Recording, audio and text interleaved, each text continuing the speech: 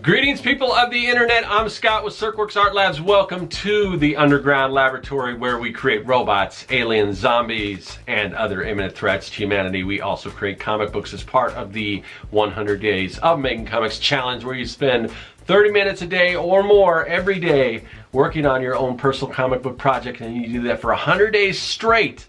You don't want to stop. You want to keep going, keep the momentum going. Do it like I'm doing. I haven't missed a day yet, which is, knock on wood. We don't have that many more days to go, so I think I might do it. Barring any natural disasters or anything crazy like that, I'm on track to getting that thing done. What thing? What thing am I talking about? This thing. This thing right here. This is my comic book. This is issue number 3. So there are 3 issues available as of yet, and they're available at my website at serkworks.com. But this is a kids versus zombies story. It's like Goonies meets Night of the Living Dead. It takes place in the 80s. If you like kids fighting zombies, kids running around in the zombie apocalypse, if you ever wonder what that's like, you can check that out. Anyway, so where are we in the challenge? What is today? You know what today is? Today is May 4th. May the 4th be with you. Yes, I have my Star Wars shirt. If you didn't know, I am a huge Star Wars fan, and I am just like super excited at the direction Star Wars is going in lately. I was a little, a little disheartened back in the prequel days, but things like, at least in my opinion, things are back on track, and so far, like, Star Wars, these new Star Wars movies are shaping up to be everything kind of that I wanted them to be, that I was hoping. Even if you go, I'm never going to find where I forgot where I was talking about this, but I used to do some Star Wars fan art in my Fan Art Friday series, and I had before episode what was it? Episode 7? I guess I don't go by episodes anymore. Before Force Awakens came out, I kind of was talking about some things that I thought would be cool if they went in this direction. And it's weird because there were some similarities, some things that they actually kind of did. This was even before I think they cast anyone. But I was talking about how I thought it would be cool if they had a female lead, and and then if this, I had this vision of this Star Destroyer, kind of this old wreckage of this Star Destroyer, and like a scavenger going in and looking for something. At that point, of course, one of the things that wasn't too big on, but the whole Star Killer base, but I didn't bother me as much as a lot of people. But so I was thinking, well, what's the thing that they got to find? And before it was the Death Star plans, I was thinking if they had some kind of something that had some effect on the Force itself, some kind of super weapon or something like that. I don't know, but anyway, I was thinking it would be cool if this character out in space or whatever was going into this wreckage and everything and kind of looking for this thing, and that's how it started. So, and this was before anything had been released or anything like that, and it wasn't exactly what I was thinking of, but there was some of that, because there was that crashed Star Destroyer on Jakku and everything, and Rey goes in and she's so that was really kind of surreal, but just little things like that. Now I know there's some people that they don't like the direction. I think everyone has their own expectations of what Star Wars is. I don't know what it is, and it may be maybe an age thing, or different people want Star Wars to be something else. Some people that maybe are really into the expanded universe maybe want it to go a different direction. But for me, as somebody, and I'm showing my age here, but I was around when Star Wars first came out, and it rocked my world. I mean, everything was Star Wars, and it was such a big influence on pretty much just me becoming an artist, and just the creativity behind it, and I mean, it just basically shaped my life. And that's no, it's not hyperbole. It's for real. Star Wars had a huge effect on me, and for a while I think it kind of got away from that. But as far as what I want Star Wars to be, and not everyone, again, people want different things, but at least for me, I'm happy with the way everything's going, and I'm really intrigued after watching the trailer that was released a little while ago. this whole thing of ending, Luke saying the Jedi's need to end and everything. What does that mean? And I mean, this is, you know, very interesting, and I am so psyched for that. I gotta wait till Christmas though, but yeah. So May the 4th. Sorry. I think I get it confused with Cinco de Mayo sometimes. But anyway, so but yeah, before we started getting on what the day was, what I meant to get into was where we are in the challenge. So what day are we in the challenge? We are day 93. So we jot that down on the big oversized pad of paper with the big fat Sharpie, just so we know where we are. And yeah,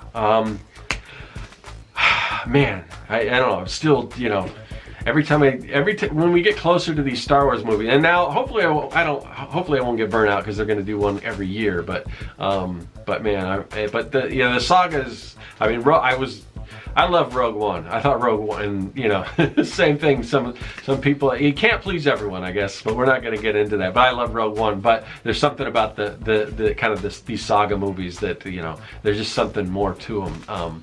But anyway, before I get all down on the you know the Star Wars track again, we're going to go up here to the paralleloscope and we're going to see where we are with my comic book, Young and the Dead. What's going on today?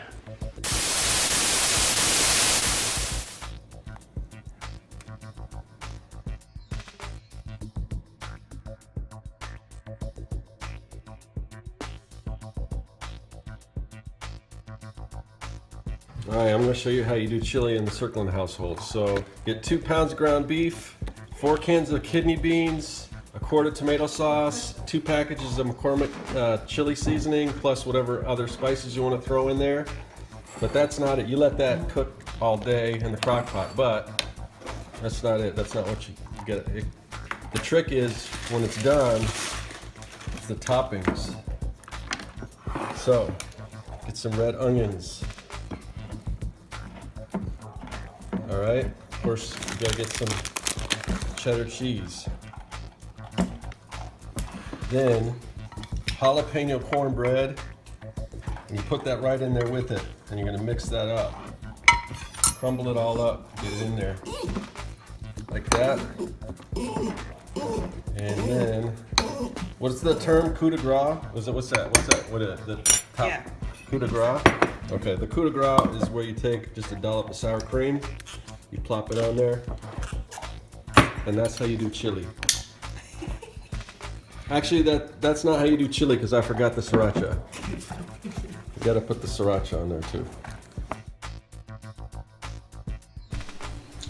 Alright, we are starting a brand new page. So yesterday I finished up page 7, and now it is on to page 8.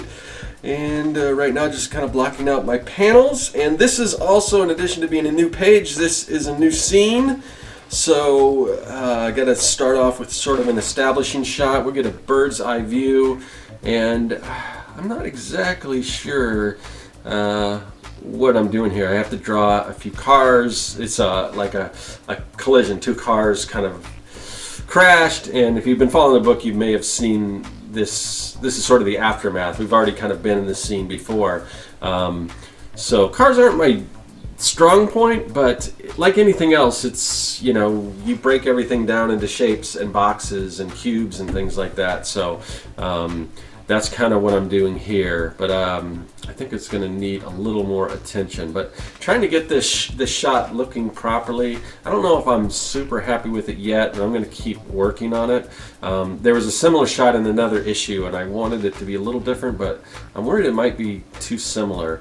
And I just drew 2 figures, but I might want to move them away from the car, because right now they get kind of mixed in with everything else, so you might not actually even see those figures.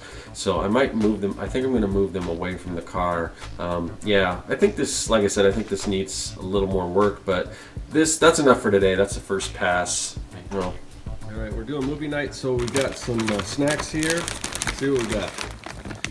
White cheddar puffs from Trader Joe's. This is, my grandma made this. This is it's caramel popcorn. Usually she makes it like popcorn balls, but she stopped doing that. Then I got some, also from Trader Joe's, some movie theater popcorn. And this, look at this, churro flavored popcorn. So I got all kinds of popcorn, and then this is what my dad always does. So it's kind of a tradition that you put the dots, get some dots, you put it right in there with your popcorn. So I don't know how it'll taste with these puff things, but with the regular popcorn. So, all right, let's get to the movie.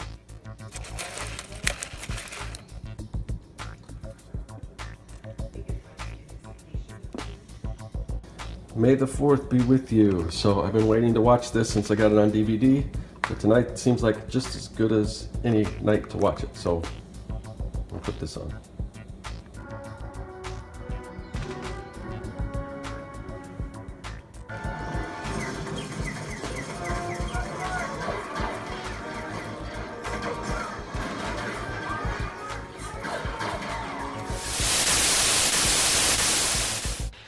All right, welcome back to the underground lair, and we're going to take day 93. We're going to pull that off the big pad of paper. We'll crumble that up. We're going to see if we can't get it in the old trash can, and we're going to say goodbye. I'll see you guys tomorrow for day 94. That is all. Hey everyone, you've seen the process, now you can check out the story. Issues 1 through 3 of Young and the Dead are available at my website at serkworks.com. Also follow me on social media at the links listed below. Subscribe and check out some of the other videos in the series. There's much more to come.